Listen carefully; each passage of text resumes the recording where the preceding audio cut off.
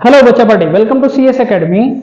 आज के वीडियो में हम बात कर रहे हैं class 12 Bihar board examination 2025 VVI mathematics objective part 2 ये वीडियो है। अगर इससे पहले वाले वीडियो नहीं देखे हैं तो प्लेलिस्ट में जाइए, क्लास 12 के नाम से होगा। अगर कोई भी दिक्कत होगा ना तो आप हमें व्हाट्सएप कर सकते हैं। प्लेलिस्ट मिलेगा आपको बिहार बोर्ड मिशन 2025 के नाम से, ठीक है। अगर आप बिहार बोर्ड से तैयारी कर रहे हैं, अगर आपने 1.5 साल कुछ भी नहीं पढ़ा और सबसे ज्यादा टेंशन आपको मैथ्स में होता है ना कि कहां से क्या पढ़े, ऑब्जेक्टिव कहां से तैयारी करें, तो उसके लिए ये हम आपके लिए लाए हैं एग्जाम कैप्सूल।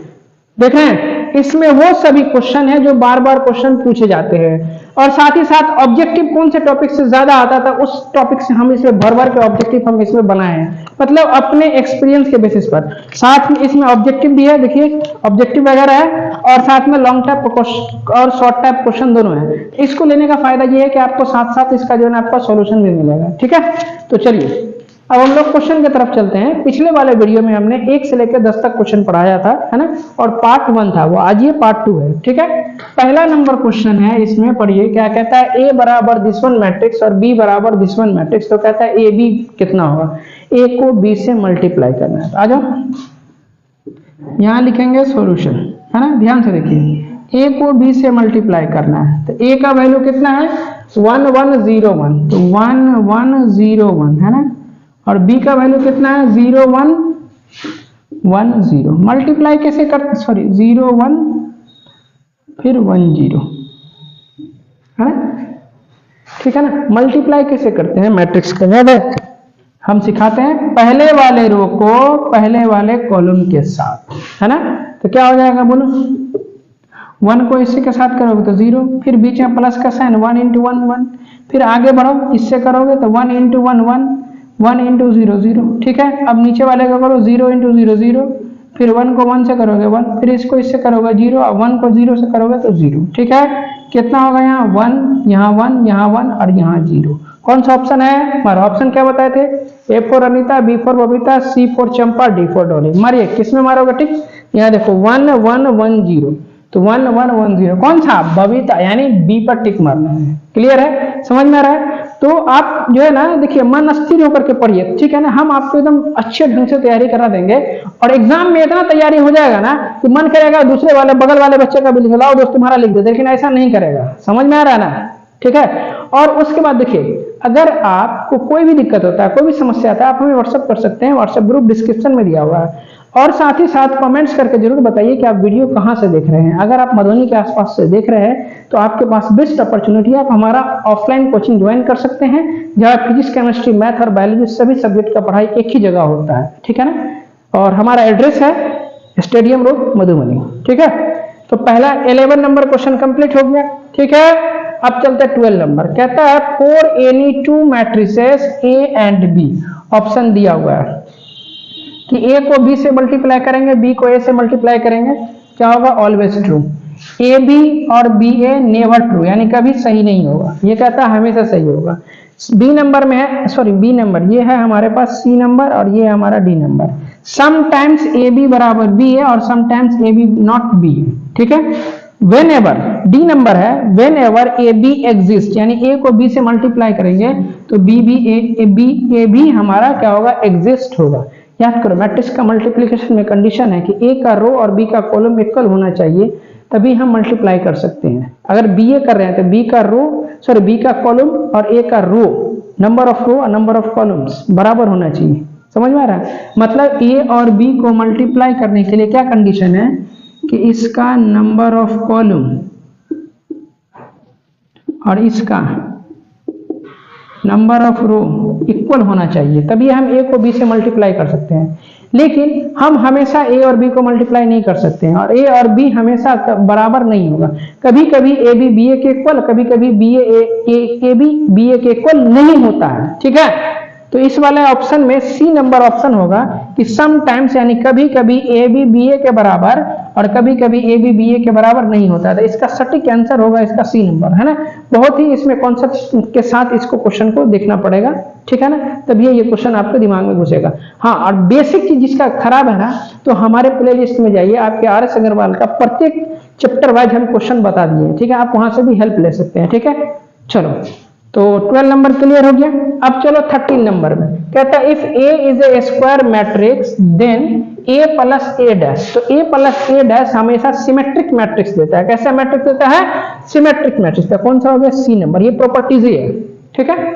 अब चलते हैं 14 नंबर में, कहता है A is a square matrix then A minus A dash. तो देखिए A plus A dash symmetric matrix देगा और A minus A dash skew symmetric matrix देगा। तो कौन सा ऑप्शन होगा?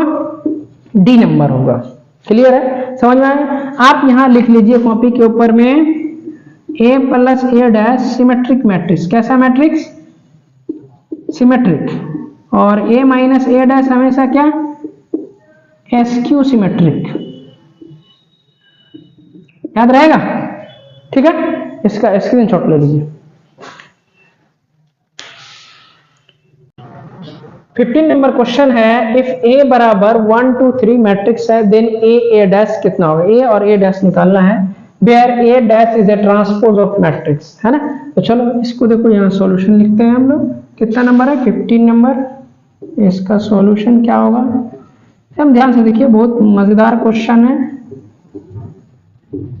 हमें ए को किससे मल्टीप्लाई करना है? ए डैश से।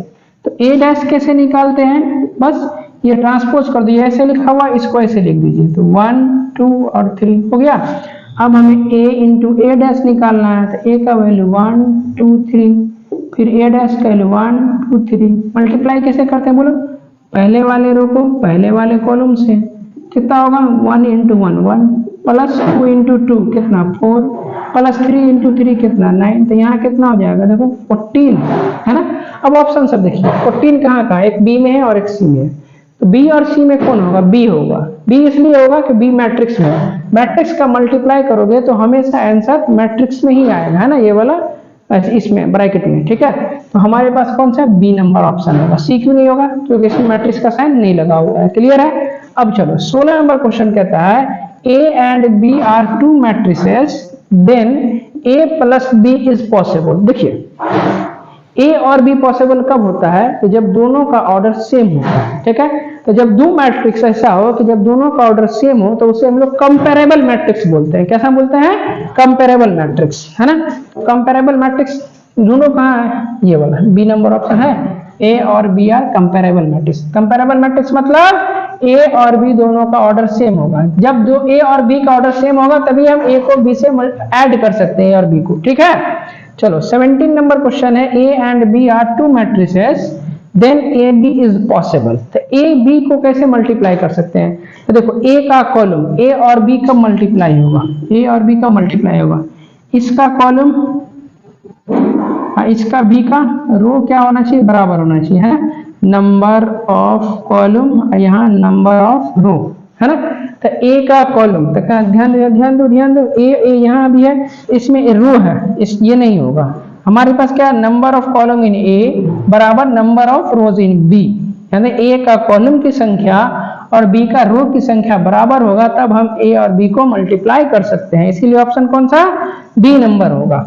समझ में आ रहा है? चलो बच्चों नेक्स्ट क्वेश्चन है 18 number A is M into N matrix. देखिए हम जो है ना पूरा आपका जितना प्रॉपर्टीज है ना वो सभी से हमने ऑब्जेक्टिव बना रखा है, ठीक है ना। ये ऑब्जेक्टिव आप सोचिएगा कि मतलब किसे कहाँ से लिखे हैं नहीं लिखे हैं, ऐसा कुछ नहीं है। हम जितना प्रॉपर्टीज है, ठीक है, पूरा अध्ययन करने के बाद हम इसको जो है ना स्थिर से बनाए हैं इसको, और यही आपके बोर्ड में आता है, ठीक है। बोर्ड क्या पूछता है क्वेश्चन में? आपका बोर्ड के क्वेश्चन में पूरा प्रॉपर्टीज से क्वेश्चन रहता है ना।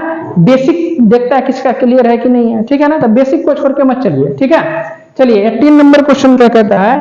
If A is M into N matrix और बी का है हमारा एन इंटू पी मैट्रिक्स, तो ए बी क्या होगा? ए बी का ऑर्डर कैसा होगा? तो देखो ए का ऑर्डर एम क्रॉस एन है ना, और बी का ऑर्डर कितना? एन क्रॉस पी है। तो ए बी का ऑर्डर चेंज हो जाता है, क्या? एन दोनों में है, इसको छोड़ दीजिए, पहला वाला और लास्ट वाला हो जाएगा। कौन सा हो जाएगा? M cross P. क्या हो जाएगा? पहला वाला का रो और दूसरा वाला का कॉलम, यानी एम क्रॉस पी। तो एम क्रॉस पी कहाँ है? बी नंबर में। समझ में आ रहा है? मान लो कहीं पर ऑर्डर है आपका 4 इंटू 3, दूसरा ऑर्डर है 3 इंटू कितना 3 इंटू, मान लो आपके पास कितना है 3 इंटू 6 है मान लो, है। तो ए और बी को मल्टीप्लाई करेंगे तो कितना हो जाएगा? 4 इंटू 6 मैट्रिक्स बनेगा। या नहीं तो 6 बहुत कर दी, 2 ले लो, तो 4 इंटू 2 का मैट्रिक्स तैयार होगा, है ना। देखो ए का रो और बी का कॉलम, तो ए का रो और बी का कॉलम बराबर है, तभी हम ए को बी से मल्टीप्लाई कर सकते हैं। और जब मल्टीप्लाई करेंगे तो मैट्रिक्स के मल्टीप्लाई में ऑर्डर चेंज हो जाता है, ठीक है यहां तक। तो इसका आप स्क्रीनशॉट लीजिए।